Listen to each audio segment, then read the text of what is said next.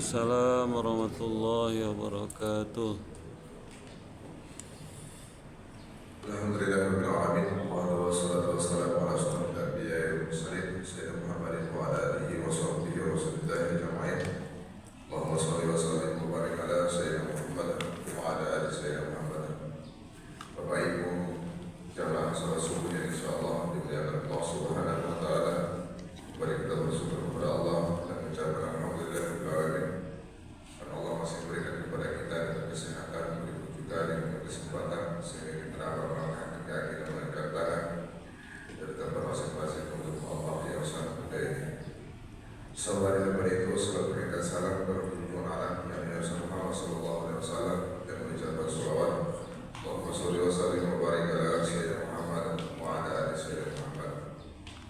Yang saya kita hormati, yang saya kita muliakan, tentunya para guru kita, tentunya Habib Syekh As-Sagaf dan SMA dan Abdul Rahman As-Sagaf, tentunya alhamdulillah di tengah-tengah kesibukan beliau dan bisa hadir di tengah-tengah kita bersilaturahmi. Kita doakan semoga Tuhan guru kita sehat selalu serta selalu dalam lindungan dari Allah Subhanahu wa taala. Amin amin ya rabbal alamin. Yang kami hormati segenap pengurus Masjid Mujahidin yang tidak bisa bersebutkan satu persatu, yang insya Allah tidak mengurangi rasa hormat amal kami, para ustadz, para ustazah, para kiai, imam masjid, tokoh masyarakat, tokoh adat, tokoh agama yang tidak bisa bersebutkan satu persatu, yang insya Allah tidak mengurangi rasa hormat amal kami, tentunya yang kami muliakan dan yang kami banggakan segenap para jamaah, bapak-bapak, ibu-ibu yang hadir pada pagi subuh hari yang berbahagia ini. Sama-sama kita satu doa kepada Allah Subhanahu wa taala. Semoga kita yang berada dalam majelis ilmu ini mendapatkan ridho dan ampun dari Allah Subhanahu wa taala. Amin amin ya rabbal alamin. Bapak Ibu yang mulia, insyaallah dimuliakan Allah Subhanahu wa taala. Ilmu karam dan guru kita yang berada di tengah-tengah saat kita saat ini, yaitu Al-Habib Syekh As-Sagaf SMA. Beliau ini Bapak Ibu merupakan salah satu ulama dai internasional yang berasal dari kota Jakarta. Tentunya di samping itu juga beliau merupakan pembina pesantren Modern Tahfiz Ar-Rahmah di Tangerang dan juga pembina Majelis Fatimah Karimah dan juga tentunya pengajar bulanan tetap di Mabes Polri dan KPK. Samping itu juga wajah beliau tidak asing lagi bagi kita karena dakwah beliau sudah lama buana. Tentunya pernah beliau mengisi media pertelevisian kita, salah satunya di TV One dalam program Damai Malaysiaku, News TV, Metro TV dan TV lainnya. Yang tentunya yang biasa kita melihat beliau melalui sosial media atau media televisi, pada pagi subuh hari yang berbahagia ini kita bisa duduk bersama Tuhan guru kita bertatap muka. Mudah-mudahan pertemuan ini diridhoi dan diberkahi Allah Subhanahu wa taala. Amin amin ya rabbal alamin. Bapak Ibu yang mulia, insyaallah dimuliakan Allah Subhanahu wa taala, kedatangan kita pada pagi subuh hari ini, tujuan daripada safari dakwah kita pada pagi subuh hari ini, kami hadir dari Yayasan Amanah Muslim Indonesia bersama Tuan Guru kita yang tentunya bersilaturahmi kepada jamaah, kepada yang kami undangkan. Mudah-mudahan dengan ada acara seperti ini selalu kita istiqomah untuk beribadah kepada Allah Subhanahu wa taala. Tujuan selanjutnya Bapak Ibu seperti halnya brosur yang ada di tangan ayahanda kami, bunda kami pada saat ini, tentunya kita masih terus melanjutkan untuk membumikan Al-Quran, menyebarluaskan Al-Quran dalam rangka mendakwahkan Al-Quran, Al-Qurankan masyarakat dan juga memasyarakatkan Al-Quran, mewujudkan para generasi Qurani, insyaallah berkah.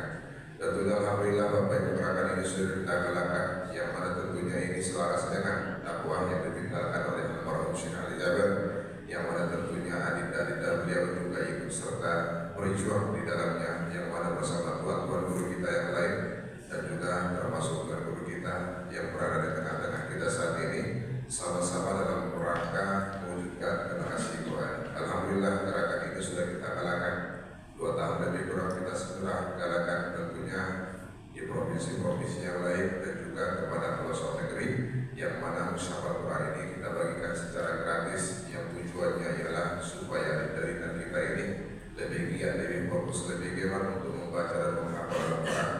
Mudah-mudahan salah satu cara ini, upaya ini, lahirlah para generasi Quran, para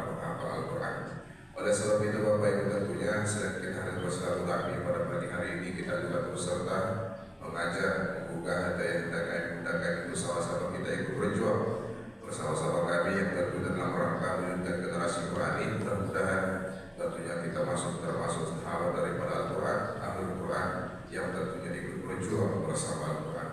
Mungkin kita tidak aktif setiap harinya membaca Al-Quran karena ramainya mata. Mungkin kita tidak aktif setiap harinya menghafal Al-Quran karena dulunya umur. Tapi kita masih bisa tercatat sebagai Ahlul Quran yang siap mensupport para generasi kita, dijadikan kita untuk menjadikan mereka para penghafal Al-Quran. Maka cara cerdas inilah yang insya Allah mendapatkan amal jariah yang mengalir secara deras. Oleh sebab itu, sebelum kita serahkan kepada Tuhan Guru kita, tentunya sejenak Bapak Ibu kita akan menjalankan kantor amal bagi hendaknya bunda kami yang ingin membantu perjuangan ini, yang ingin membantu dakwah ini, satu perjuangan dengan kita, Tuhan Guru kita. Pada pagi subuh hari ini kita mengamalkan sedekah subuh yang mana tentunya niat yang baik, perbuatan yang baik akan menghasilkan hal yang baik. Sejenak Bapak Ibu, kepada diri kita persilahkan. Sama-sama kita bersolawat kepada Rasulullah Sallallahu Alaihi Wasallam. Sallallahu ala Muhammad, Sallallahu alaihi wasallam, Sallallahu ala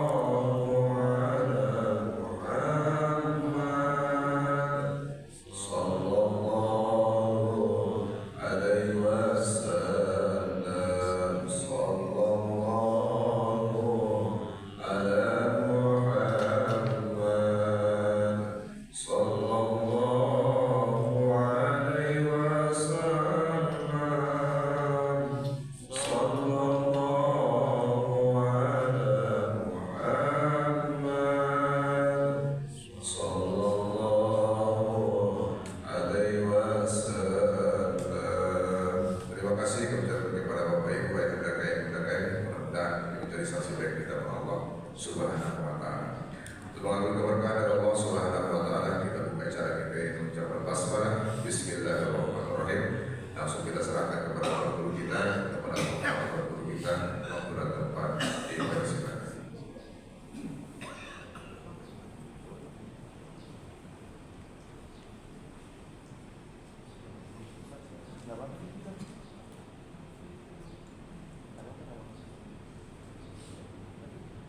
Bismillahirrahmanirrahim. Assalamualaikum warahmatullahi wabarakatuh. Waalaikumsalam warahmatullahi wabarakatuh. Alhamdulillah, wassalatu wassalamu ala sayyidina Rasulillah, sayyidina wa maulana Muhammad ibn Abdillah wa ala alihi wa sahbihi wa mawala. Wa la hawla wa la quwwata illa billah. Amma ba'd. فنوينا تعلم وتعليم والتذكر والتذكير والنفع والانتفاع والإفادة والاستفادة والإقامة والاستقامة والحث على التمسك بكتاب الله وسنة رسول الله ابتغاء لمرضات الله ووجهه الكريم. اللهم فقهنا في الدين وعلمنا التأويل واجعلنا من الذين يستمعون القول فيتبعون أحسنه. اللهم أرنا الحق حقا وارزقنا اتباعه وأرنا الباطل باطلا وارزقنا اجتنابه وأدخلنا برحمتك في عبادك الصالحين. آمين يا رب العالمين. Para alim ulama, para asatiz, tuan-tuan guru sekalian, wabil khusus segenap pengurus dan jamaah Masjid Al-Mujahidin Kota Padang yang dimuliakan oleh Allah. Puji syukur kehadirat Allah Subhanahu wa Ta'ala yang telah mengumpulkan kita pada pagi hari ini di tempat yang mulia ini. Insyaallah kita semua mendapatkan keberkahan majelis ilmu sebagaimana disabdakan oleh baginda Nabi besar Muhammad Sallallahu Alaihi Wasallam yang terlalu banyak apabila hendak kita jelaskan di sini. Pada pagi hari ini saya merasa bersyukur sekali diberikan kesempatan oleh Allah Subhanahu wa Ta'ala untuk sama-sama bermuajah dengan Bapak Ibu sekalian. Mudah-mudahan nanti apa yang saya sampaikan ini bermanfaat buat diri saya pribadi dan kita semua, dan semakin menambah kecintaan kita dan pengertian pemahaman kita terhadap kedudukan baginda Nabi besar Muhammad Sallallahu Alaihi Wasallam. Nabi Muhammad Sallallahu Alaihi Wasallam ini sangat luar biasa. Allah tidak menciptakan apapun seperti beliau. Allah tidak membuat sesuatu yang lebih indah dari beliau. Allah tidak menciptakan siapapun dengan kedudukan seperti beliau. Al-Imam Izz bin Abdul Salam di dalam kitab Bidayah Usul fi Tafdhir Rasul menjelaskan bahwa setidaknya Nabi Muhammad SAW ini memiliki 40 kelebihan dibandingkan nabi-nabi yang lain. Kalau mau saya tambahkan jauh lebih banyak lagi, karena yang tidak disebutkan oleh Imam Izz bin Abdul Salam ini juga sangat banyak. Dan kami mendapatkan sanad daripada kitab ini dari guru kami Profesor Dr. Hisham Kamil Hamid Musa di Mesir. Yang pertama, kalau kita mau membandingkan beliau dengan nabi-nabi yang lain, kalau nabi-nabi yang lain itu adalah raja bagi umatnya, maka raja bagi seluruh manusia adalah baginda Nabi besar Muhammad Sallallahu Alaihi Wasallam. Maka daripada itulah beliau bersabda, "Ana sayyidu waladi Adam yaumal qiyamati wala fakhr." Aku adalah tuan bagi seluruh anak Adam di hari kiamat.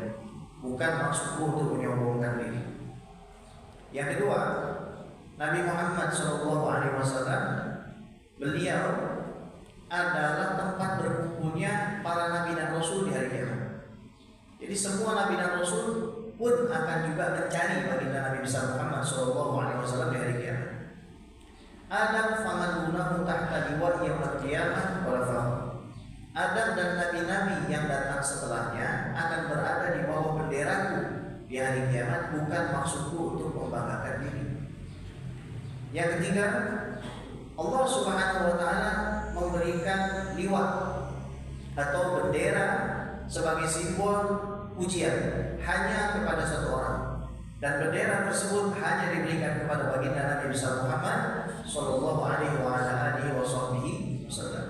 Biyadi liwaul hamdi yaumil qiyamati wala fakhr. Kelak di tanganku Allah akan memberikan liwaul hamdi, lambang daripada pujian, bukan maksudku untuk membanggakan diri. Yang keempat, Nabi Muhammad sallallahu alaihi wasallam adalah satu-satunya manusia yang bisa menyelamatkan seluruh manusia, memberikan keringanan mereka dengan syafaat beliau ketika semua manusia dikumpulkan dalam keadaan muratan ghurlakuma, tidak berpakaian, tidak berkhitan, tidak beralas kaki. Ada yang terbenam keringat sebetisnya, ada yang terbenam keringatnya seluruh badannya, menunggu di padang mahsyar khamsina alfasana, 50.000 tahun. Akan tetapi pada saat itu karena tidak kuat, kita semua mencari bantuan. Kita semua datang ke Nabi Adam alaihissalam. Nabi Adam menjawab apa? Nafsi-nafsi, sendiri-sendiri saja. Saya tak bisa tolong, saya bantu. Padahal Nabi Adam orang tua kita semua, tapi beliau tak bisa tolong. Padahal malaikat sujud kepada beliau atas ilmu yang Allah berikan, akan tetapi tidak satupun beliau bisa tolong. Bani Israil, pergi saja ke Nabi Nuh. Nabi Nuh berdakwah 950 tahun. Setelahnya tidak ada satu manusia yang tidak beriman. Itu hadiah yang Allah berikan kepada Nabi Nuh. Setelah hanya memiliki pengikut 200 orang, selama kurang lebih 700 tahun sisa hidup Nabi Nuh alaihissalam di atas permukaan bumi, tidak ada orang kecuali pasti menyembah Allah SWT. Nah, kemudian Nabi Nuh mengatakan nafsi-nafsi, saya pun tak bisa tolong kamu. Badidhabu ila Musa, pergilah kamu semua ke Nabi Musa. Kita mendatangi Nabi Musa alaihissalam yang membawa 450.000 Bani Israel selamat dari perbudakan dan penyiksaan Firaun. Akan tetapi Nabi Musa juga menjawab nafsi-nafsi. Pergilah kalian ke Nabi Isa alaihissalam.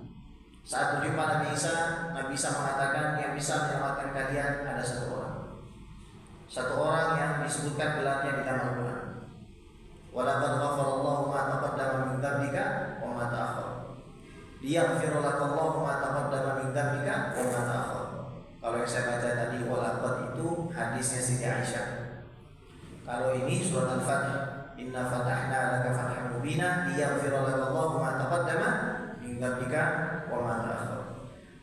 Sesungguhnya aku Allah membukakan bagi dirimu wahai Muhammad kemenangan yang nyata supaya aku dapat memaafkan kesalahanmu bahkan kamu sebelum berbuat kesalahan itu, dan memaafkan kesalahanmu setelah kamu berbuat kesalahan. Padahal kita tahu Nabi Muhammad tidak pernah buat salah. Salahnya Nabi Muhammad itu menjadi syariat. Telat bangun sholat subuh Nabi Muhammad menjadi syariat qadha, begitu pula seterusnya. Akhirnya kita semua datang ke Nabi Muhammad. Lalu Nabi Muhammad SAW mengatakan, "Analah, sayalah yang berhak untuk memberikan pertolongan." Kalau kita mau berpikir sejenak, berhenti, bahwasanya lebih elok apabila semua umat Nabi dan Rasul tersebut diselamatkan oleh nabinya masing-masing. Misalkan putra putri Nabi Adam yang jumlahnya 40, apa hubungan mereka dengan Nabi Muhammad? Nabi Nuh alaihissalam, apa hubungan umatnya dengan Nabi Muhammad? Nabi Hud, Nabi Saleh, apa hubungan umat mereka dengan Nabi Muhammad? Nabi Musa, bahkan sampai Nabi Isa, secara langsung mereka tidak pernah berjumpa dengan Nabi Muhammad. Nabi Muhammad juga belum dilahirkan. Namun mengapa harus satu orang yang menyelamatkan seluruh umat manusia, bahkan termasuk para nabi? Dari sini kita bisa mengambil kesimpulan bahwa jabatan Nabi Muhammad ini memang betul tiada tandingnya di sisi Allah. Tak bisa dilawan oleh nabi manapun. Begitu tinggi jabatan beliau. Kalau kita mau ukur dengan hitungan matematis, dakwah Nabi Muhammad SAW adalah dakwah yang paling ringkas. Hanya 23 tahun. 23 tahun ini umur anak ibu S1 ibu. Bahkan umur pernikahan bapak ibu jauh lebih lama dari Nabi Muhammad SAW. Nabi Muhammad hanya 23 tahun saja. Tapi kenapa? Tidak ada orang boleh masuk ke surga sebelum beliau. Tidak ada umat Nabi manapun yang masuk surga sebelum umat beliau. Nabi SAW bersabda, "Nahdul akhirun as-sabiquna yaumil qiyamah." Kami memang umat yang datangnya terakhiran, tapi urusan masuk surga kami duluan. Gaji full time, kerjaan part time. Nah, itu Nabi Muhammad itu. Kerjanya sebentar, gajinya full. Sementara nabi-nabi yang lain kerjanya full, gajinya separuh. Shallallahu alaihi Nabi Muhammad. Nabi Muhammad ini sangat luar biasa. Kalau nabi-nabi yang lain diutus hanya bagi umat mereka, Nabi Muhammad ini bagi seluruh alam. Wa ma arsalnaka illa rahmatan lil alamin. Bahkan bukan hanya bagi manusia, bagi jin juga demikian. Dan Nabi Muhammad ini tidak, menggunakan jin sebagaimana Nabi Sulaiman alaihissalam. Tapi beliau itu mengajarkan jin, majelis ta'lim sama jin. Ditanya sama sahabatnya, dari mana? Rasulullah, dari ngajar jin. Ada jin yang kembar kakak adik. Itu disabdakan sama Nabi, nanti salah seorang di antara kamu mati. Yang menguburkan adalah orang terbaik di zaman itu. Selang beberapa puluh tahun setelah wafatnya Nabi, ada satu khalifah keturunan Sayyidina Umar bin Khattab yang menguburkan jenazah ular. Ular itu adalah jin tersebut. Lalu datang suaranya. Ini hadisnya hasan ya, riwayat Imam Al-Baihaqi. Jadi Imam Al-Baihaqi itu hafal 100.000 hadis. Julukannya Nasir Madhab Syafi'i, penolongnya Madhab Syafi'i. Orang tersebut adalah Umar bin Abdul Aziz. Beliau adalah khalifah yang sangat adil. Ya, di zaman itu, mohon maaf nih, zakat dan sedekah itu diletakkan di kamar mandi masjid. Karena tidak ada orang yang tidak mampu pada zaman beliau ini. Dan beliau mati dibunuh. Jadi itu Nabi Muhammad. Jin saja disayang sama beliau. Bukan diperbudak bahasanya. Kalau kita lihat binatang-binatang dengan Nabi Sulaiman di dalam Al-Quran, mereka semua takut dengan Nabi Sulaiman. Semut takut diinjak sama Nabi Sulaiman. Burung udud mau digoreng sama Nabi Sulaiman, mau dimasak sama Nabi Sulaiman. Ya. Tapi dengan Nabi Muhammad tidak demikian. Batu yang kita anggap sebagai benda mati mengucapkan salam kepada beliau. Hadis Sahih Muslim.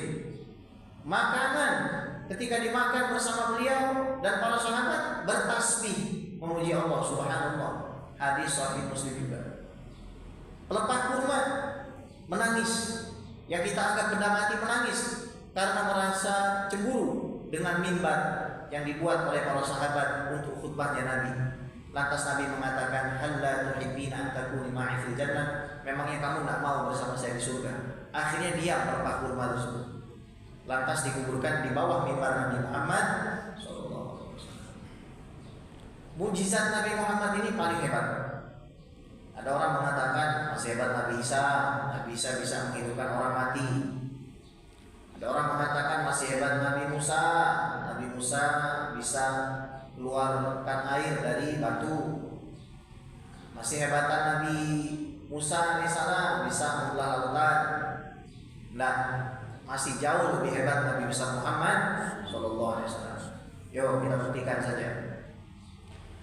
Nabi Isa adalah Nabi kita dan kita wajib beriman mencintai beliau. Nanti kelak beliau akan turun di Masjid Damaskus di Menara Putih. Kedua tangan beliau di atas sayap malaikat. Kemudian beliau memakai kain yang dicelupkan warnanya ke saffron. Jadi warnanya mirip-mirip dengan kubah masjid kita itu, bajunya Nabi Isa itu. Rambutnya gondrong, ikat, dan ketika Nabi Isa itu menundukkan kepalanya, maka keringatnya itu menetes seperti mutiara Nabi Isa alaihissalam. Dan beliau akan sholat di belakang cucunya Nabi, Imam Mahdi. Ya, tapi belum keluar Imam Mahdi. Kalau ada yang ngaku Imam Mahdi palsu itu sudah banyak, Pak. Dari dulu sudah banyak. Bahkan di Jakarta orang Tanah Abang juga ada yang ngaku Imam Mahdi itu. Ya, orang Tanah Abang ngaku Imam Mahdi. Itu Nabi Isa. Nanti beliau akan bernafas. Ketika beliau menghembuskan nafasnya, sejauh mata memandang, orang yang tidak punya iman mati. Dan beliaulah yang akan membunuh Dajjal. Dajjal itu matinya seperti kalau ibu masak. Ibu lihat air, garam dimasukkan, nanti akan larut, akan memuai. Garam itu akan meleleh, hancur. Nah, begitulah matinya Dajjal di tangan Nabi Isa. Nabi Isa hebat, bisa menghidupkan orang mati dengan izin Allah. Tapi orang mati yang dihidupkan sama Nabi Isa sudah meninggal. Bandingkan dengan jumlah hati orang yang dihidupkan oleh Nabi Muhammad. Saya kalau ditanya misalkan, apa mukjizatnya Nabi yang paling jelas? Jawabannya adalah kita semua. Kita ini tidak pernah jumpa dengan beliau. Kita tidak pernah ngaji dengan beliau. Kita tidak pernah mencium tangan beliau. Tapi kita beriman dengan beliau. Kok bisa, Pak? Bapak sholat subuh, ibu sholat subuh di sini. Memangnya sudah pernah ketemu Nabi Muhammad? Belum. Ini salah satu mukjizatnya Nabi besar Muhammad Sallallahu Alaihi Wasallam. Banyak orang belum pernah berjumpa dengan Nabi, tapi matanya mengalirkan air begitu deras, rindu kepada beliau Sallallahu Alaihi Wasallam. Nah, Nabi Muhammad ini luar biasa. Kalau Nabi Musa tadi Fakul nadrib bi'asaka hajar, memukulkan tongkat ke batu sehingga keluar 12 mata air. Nabi Muhammad tidak perlu memukulkan tongkat, Bapak Ibu. Sahabat-sahabat itu kalau sudah haus, maka Nabi meminta untuk didatangkan ember dan mengeluarkan air langsung dari jari jemari beliau. Maka para ulama sepakat air yang paling mulia bukan air Zam-Zam, bukan telaga Al-Kautsar, tapi air yang keluar dari jari Nabi Muhammad Sallallahu Alaihi Wasallam itu adalah air yang paling istimewa dan paling mulia. Nabi Muhammad ini jabatannya sangat tinggi. Ketika Nabi Musa alaihissalam menerima wahyu, Nabi Musa alaihissalam diminta untuk mencopot kedua sendalnya, padahal di Bukit Tursina. Di sini ada Ustaz Akmal, saya tidak tahu Ustaz Akmal sudah pernah ke Tursina belum, Ustaz? Ya, saya naik ke atas itu ada gereja di atas itu. Jadi Nabi Musa ketika datang ke situ disuruh copot sendal. Nabi Muhammad ketika masuk ke dalam surga, tidak ada malaikat yang berani yang suruh beliau copot sandal. Bahkan ketika berjumpa bihadratillah, Allah tidak berfisik, tidak bertempat. Ketika Nabi Shallallahu Alaihi Wasallam itu naik ke Sidratul Muntaha, malaikat Jibril tidak bisa lewat, sandal Nabi Muhammad pun lewat. Artinya sandal Nabi Muhammad itu dalam posisinya lebih tinggi daripada malaikat dan para nabi. Semata-mata karena melekat kepada tubuh kekasih Allah Nabi besar Muhammad Sallallahu Alaihi Wasallam. Kemudian bagaimana fisik Nabi?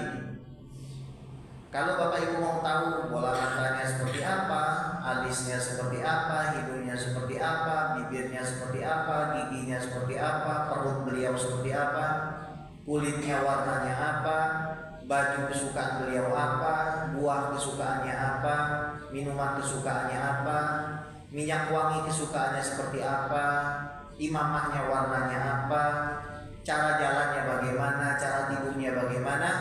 Belilah kitab Asy-Syama'il Al-Muhammadiyah karangan Abu Isa At-Tirmidzi, Imam Tirmidzi, pengarang Sunan Tirmidzi, murid daripada Imam Muslim bin Hajjaj. Ini fisik yang sangat sempurna yang kalau mau saya jelaskan ini panjang luar biasa. Yang pasti Nabi Muhammad tidak pernah ke dokter gigi Ibu selama 63 tahun, tapi giginya putih bersih, tidak ada yang keropos, apalagi giginya itu tanggal kecuali pada saat beliau berperang. Perut beliau itu rata dengan dadanya, kuat fisiknya. Imam Ibnu Hajar mengatakan kekuatan seorang Muhammad bin Abdillah setara dengan kekuatan 40 orang normal yang kuat. Tapi Nabi Muhammad orangnya sabar, tidak pernah memukul, bahkan benda pun tidak pernah dipukul sama dia. Mukul meja, mukul tembok, itu tidak pernah dilakukan oleh Nabi Muhammad SAW. Beliau tidak mau membalas cacian dan makian orang lain. Pada suatu hari Sayyidina Abu Bakar dicaci maki oleh seorang. Datang Rasulullah duduk. Ini kan tanda tanya Pak. Ada orang caci maki sahabatnya, Nabi duduk di situ. Tapi diam aja Nabi itu. Diam, didengarkan caci maki. Lama-lama Sayyidina Abu Bakar katakan dibalas. Ketika Sayyidina Abu Bakar membalas cacian tersebut, Nabi SAW bangkit. Bingung Sayyidina Abu Bakar. Ya Rasulullah, apakah kau marah pada dirimu? Maka kata Nabi, enggak. Saya mau kasih tahu kamu, waktu kamu dihina dan kamu tidak membalas, Allah kirimkan malaikat untuk membela kamu. Allah lah yang menghinakan orang yang menghinakan. Tapi ketika kamu mulai membalas cacian orang lain, malaikat tersebut pergi dan saya pergi. Nabi SAW dengan jabatan yang luar biasa, kalau Bapak Ibu datang ke rumah beliau, yang Bapak Ibu saksikan bukan manusia duduk di atas singgasana emas, tapi manusia yang sedang apa Ibu?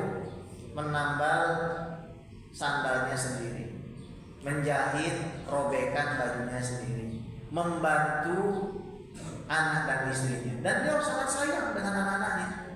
Kalau Sayyidah Fatimah itu datang, beliau itu bangun Pak, dari kursinya bangun, nyambut anak kecil. Bangun dari kursinya, menyambut anaknya, dicium tangan anaknya, diberikan tempat duduk beliau untuk Sayyidah Fatimah bersama. Kalau dia lagi sholat, Sayyidina Hasan dan Husain naik ke atas punggung, tidak dimarahin, tidak dibentak, tidak diharding. Kalau beliau lagi sholat, kemudian dengar suara anak kecil nangis, maka diringankan bacaan sholat beliau. Tadinya beliau mau panjang-panjang kok, tapi ketika dengar suara anak kecil nangis, lantas dipendekkan bacaan beliau karena rahmat kepada sang anak dan juga ibunya. Nabi Muhammad kalau datang ke pasar sama seperti Bapak Ibu berdagang, berjualan, itu Nabi. Ketemu sama orang, tersenyum. Identifikasi wajah Nabi itu tidak bisa dari hidung ke bawah Pak. Kalau Bapak mau tahu Nabi Muhammad sedang marah, sedang sedih, sedang bahagia, itu dari hidung ke atas. Jadi kalau dari hidung ke bawah Bapak Ibu, itu Nabi tidak pernah berubah. Setelannya selalu beliau itu mubtasimun, selalu beliau itu tersenyum. Kemudian akhlak Nabi SAW, beliau ini orang yang paling baik pada istrinya, paling sayang kepada anak perempuan. Di zaman Nabi hidup, anak perempuan ini banyak yang dikubur hidup-hidup, dianggap aib dan cacat. Datang Nabi, datang syariat Islam, dirubah. Perempuan dapat hak waris. Bahkan Nabi mengatakan, wa in kuntum mufaddilan ahadan afadhaltu nisa. Kalau saya boleh memberi lebih dari anak-anak saya, yang saya berikan lebih adalah anak saya yang perempuan. Nabi SAW sangat cinta dengan kita. Yang nanti dicari oleh Nabi SAW, Bapak Ibu sekalian, itu bukan orang-orang yang rajin sholat. Nggak dicari, karena orang-orang yang rajin sholat sudah pasti dekat dengan beliau. Tidak pula dengan orang-orang yang banyak sholawat, meskipun sholawat ini adalah keutamaan. Kenapa? Karena orang yang banyak sholawat pasti dekat dengan beliau. yang mendapatkan syafaat beliau, pertolongan beliau adalah orang-orang yang rajin berbuat dosa besar, orang-orang yang rajin berbuat maksiat. Syafaati di ahli kabair min ummati. Orang-orang yang berhak untuk mendapatkan pertolonganku adalah mereka yang sering menyakiti hati beliau. Karena Nabi ini hidup, Bapak Ibu. Nabi ini tidak mati, mati jasadnya saja. Jasadnya pun tak mati. Kalau Bapak Ibu mau tahu, jasad para Nabi ini beda dengan jasad orang biasa. Bahkan karena orang biasa juga dikasih keistimewaan ini. Dalam Sunan Imam Abu Dawud, Nabi bersabda, Innallaha harrama 'alal ardi ajsadal anbiya. Allah mengharamkan bumi itu untuk memakan jasad para nabi. Silahkan dibuka Google, kemudian tulis jasad 7 jasad marbot masjid yang utuh di Bogor. Itu kalau nggak salah 14 tahun lalu. Ada itu liputannya di detik.com, liputan. Bukan jasad ulama, bukan jasadnya Habib Kiai Angku, bukan. Jasad marbot masjid dan pengurus masjid utuh setelah 14 tahun lamanya. Apalagi jasadnya baginda Nabi besar Muhammad Shallallahu Alaihi Wasallam. Lantas apa yang bisa kita buktikan pada beliau? Pertama, kita harus menjadi umat yang peduli kepada keadaan bangsa, khususnya umat Islam. Saudaraku, di Indonesia ini umat Islamnya terbesar di dunia, 200 jutaan. Masjidnya terbanyak, hampir 1 juta masjid. Akan tetapi 72% tidak bisa baca Al-Quran. 72% tidak bisa baca Al-Quran. Makanya di Indonesia ini makmur aliran sesat. Ada orang mengaku Imam Mahdi itu biasa. Dulu ada yang ngaku Nabi, namanya Ahmad Musaddiq. Ada lagi yang ngaku Nabi di perbatasan Jawa Timur sama Jawa Tengah dengan Jawa Barat, namanya Tugimin. Kan kalau sholawat gak enak. Kalau Allah sholli ala Sayyidina Muhammad enak. Kalau Allah sholli ala Tugimin enak itu. Ya, tapi ada aja tuh orang hidupnya tuh ada aja gitu orang-orang seperti itu. Nah, wajar. Kenapa? Jangan kita bicara panjang-panjang masalah ilmu agama. Bahkan baca Al-Quran saja 72% tidak ada yang sanggup.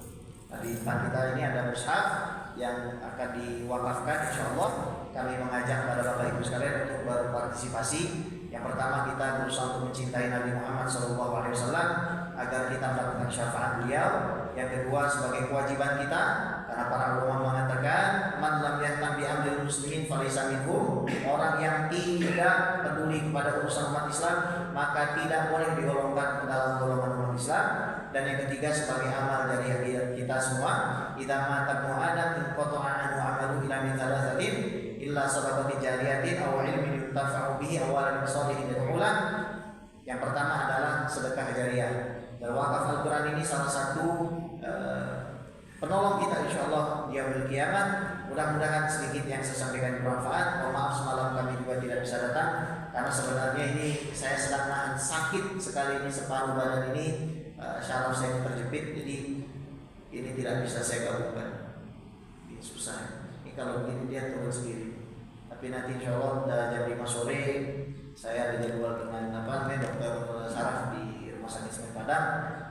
Tapi saya semangat insyaallah datang ke masjid ini, mudah-mudahan menjadi istiswa penyembuh bagi saya pribadi dan bagi kita semua. Astagfirullah, saya titipkan kepada Ibu semua kepada Allah. Assalamualaikum warahmatullahi taala wabarakatuh. Waalaikumsalam warahmatullahi wabarakatuh. Masya Allah, terima kasih kita sampaikan kepada Tuhan Guru kita telah menyampaikan ceramah agama sekaligus motivasi bagi kita semua. Mudah-mudahan dapat kita amalkan dalam kehidupan kita sehari-hari. Bapak Ibu yang mulia, insyaallah dimuliakan Allah Subhanahu wa taala. Berkah syukur dari para jamaah, pengurus masjid, pengurus surah, majelis taklim yang ikut hadir, bapak-bapak, ibu-ibu, jamaah ayah dakai para moderator yang ikut hadir dalam perjuangan ini. Maka alhamdulillah tentunya setelah kita distribusikan, yang tentunya sudah puluhan ribu mushaf yang sudah kita bagikan kepada para generasi Quran dan juga kepada pelosok negeri. Yang tentunya secara Bapak Ibu kita akan mengalihkan pandangan jamaah kepada layar yang disediakan oleh tim kita, rangkaian cuplikan video singkat daripada kegiatan yang kita lakukan ketika musyawarah Quran ini kita distribusikan kepada para generasi Quran dan juga kepada pelosok-pelosok negeri. Tentunya sejenak Bapak Ibu kita menyaksikan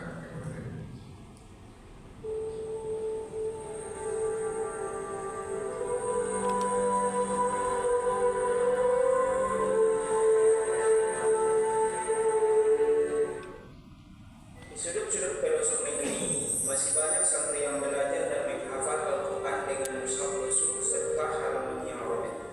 Namun dengan wajah polos dan hati penuh cahaya, mereka tetap duduk bersila dan memberikan ayat-ayat suci dengan semangat yang tak pernah padam. Mereka bercita-cita menjadi imam Al-Quran, bahkan menghafal 30 juz. Tapi seringkali semangat itu terbentuk keterbatasan mushaf. Di beberapa pesantren dan rumah tahfiz, satu mushaf dipakai bergantian, sementara santri lain masih menanti. Bayangkan betapa besar harapan mereka ketika sebuah mushaf baru hadir di tanah. Bagi mereka, mushaf bukan sekedar buku, tetapi cahaya penuntun hidup yang dekat menuju surga Allah. Melalui program Siwak, Sinergi Indonesia Wakaf Al-Quran Santri, kami hadir bersama para ulama dan orang-orang baik di seluruh Indonesia. Bergandengan tangan menyediakan mushaf-mushaf Al-Quran hingga ke pelosok negeri demi melahirkan generasi Qurani untuk masa depan negeri. Alhamdulillah, dengan izin Allah serta dukungan umat, hingga hari ini ribuan mushaf Al-Quran telah tersalurkan secara gratis kepada ratusan sekolah Islam, pondok pesantren, rumah tahfiz dan rumah Quran di berbagai pelosok Indonesia. Inilah amal jariah yang tak akan pernah putus selama ayat-ayat dibaca, selama badan ibu terjaga, pahala akan terus mengalir hingga hari kiamat nanti. Semoga Allah menghidupkan hati kita agar selalu dekat dengan kalamnya Allah. Amin ya rabbal alamin.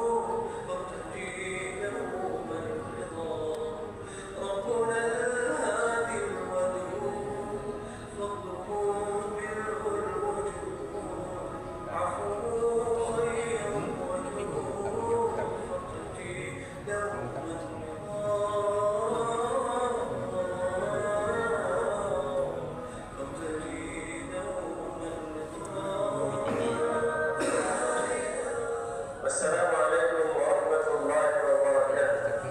Rasulullah sallallahu alaihi wasallam bersabda, jika seseorang hendak meninggal maka putus amal ibadahnya kecuali dari 3. Salah satunya sedekah berjana. Menurut sedekahnya, bersama Yayasan Amanah Muslim Indonesia Siwaks yang sedang berjuangkan Al-Quran, membagikan Al-Quran, bagi Al-Quran kepada pelosok negeri, anak-anak untuk hafal Al-Quran. Semoga kita sama-sama bisa investasikan kita supaya sama-sama bahagia dan bahagia. Amin ya rabbal alamin.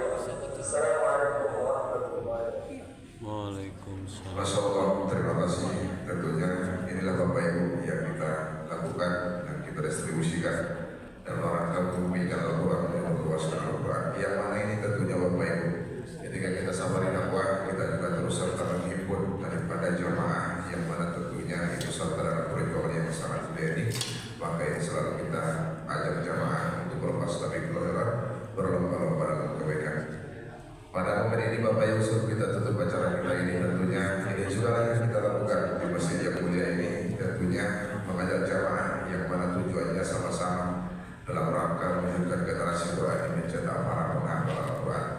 Maka pada momen ini Bapak Ibu, Al-Mukarram dan Ibu kita akan memberikan bagikan kenang-kenangan khusus yang mana diberikan secara khusus, yaitu satu musyarah Quran dan juga sertifikat wakaf yang langsung ditandatangani oleh Tuan Guru kita, yang mana ini sebagai ucapan terima kasih kenang-kenangan hadiah.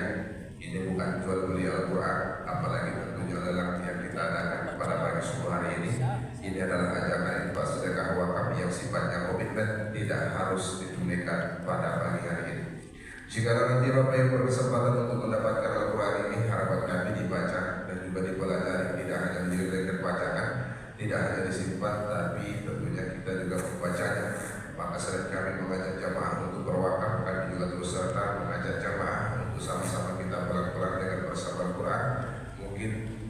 Di masa-masa yang lalu tentunya kita jauh daripada Al-Quran. Di sisa-sisa umur yang ada tentunya kita dekat bersama Al-Quran. InsyaAllah berkah.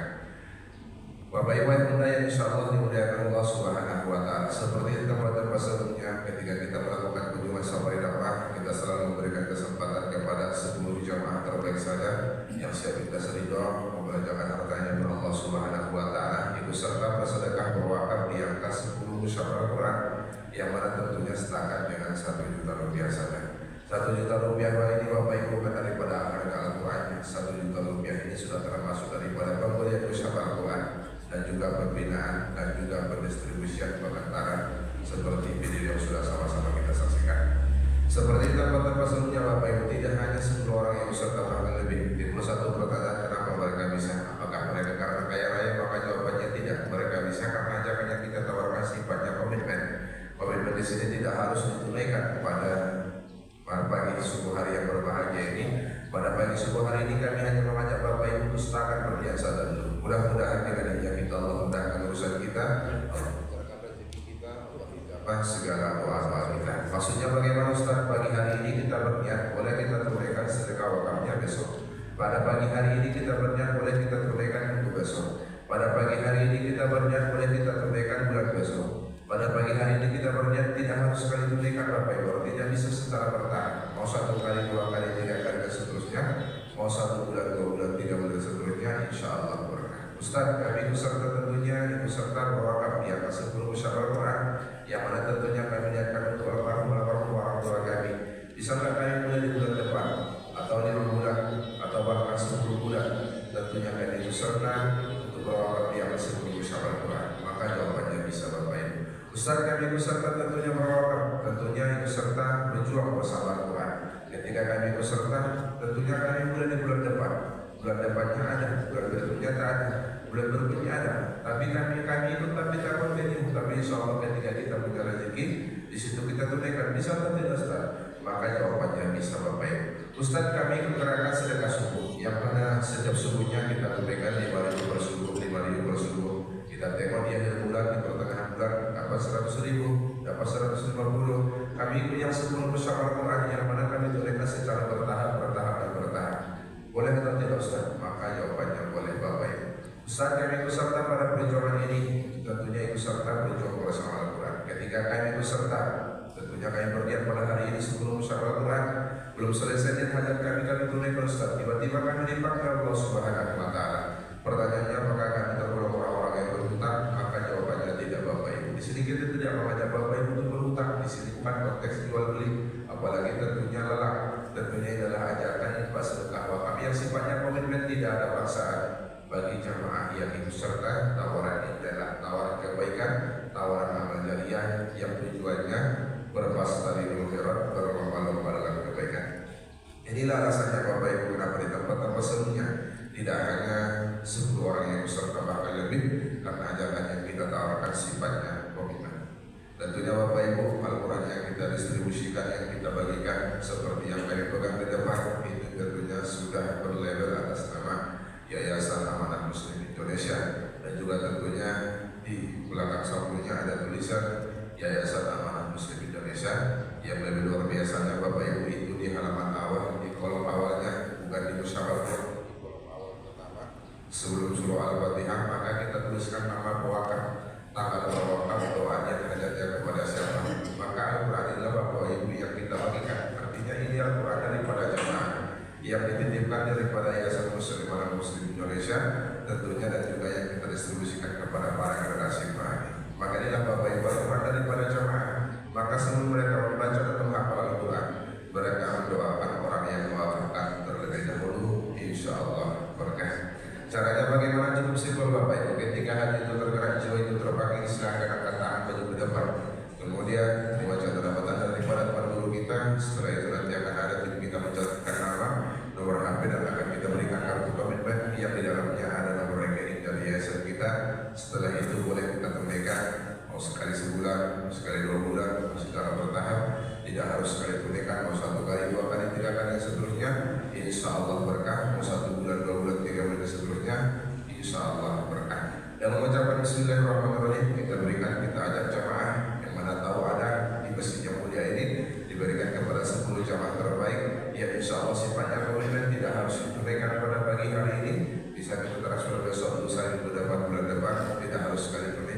membacanya secara bertahap, mau 1 kali, 2 kali, 3 kali dan seterusnya, mau 1 bulan, 2 bulan, 3 bulan dan seterusnya.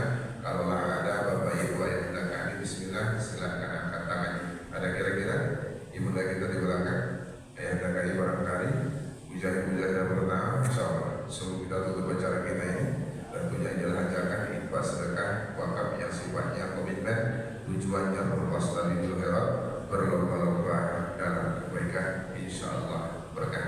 Ada kira-kira Ibunda kita di belakang, atau langsung saja pada tahun 5 musyawarah Quran, sebelum musyawarah Quran silakan insyaallah nanti sampaikan kepada tim kita, mudah-mudahan yang menjadi saksi baik di hadapan Allah Subhanahu wa taala. Jika nanti Bunda kami ingin tentunya ikut serta, nanti ada tim kita awal di belakang, silakan bertanya tentunya seputar tentang bagaimana caranya dan juga teknisnya, insyaallah. Ada yang kami barangkali yang kali musyawarah Quran, sebelum musyawarah Quran insyaallah, yang tentunya tujuannya berpas tapi gelorak berlomba-lomba dalam kebaikan. Kita hitung dulu sama-sama, 5, 4, 3, 2, 1, Masya Allah. Bapak Ibu yang berdaya, insyaallah dimuliakan Allah Subhanahu wa taala.